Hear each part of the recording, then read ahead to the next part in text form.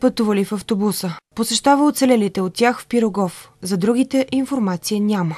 Тие што ги видоме се во добра состојба. Тие што ги видоме, четворица, а другите не знаеме, ги немаме видени уште. Успеаме да разговараме се. Како кажа, не можат и они не се свесни, не можат да зборуваат.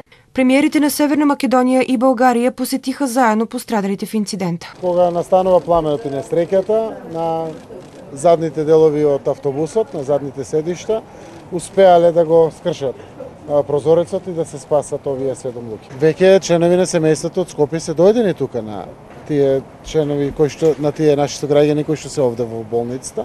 Дел од нив ги запознавме, имаа можност да си ги видат своите роднини овде и да поразговарат се.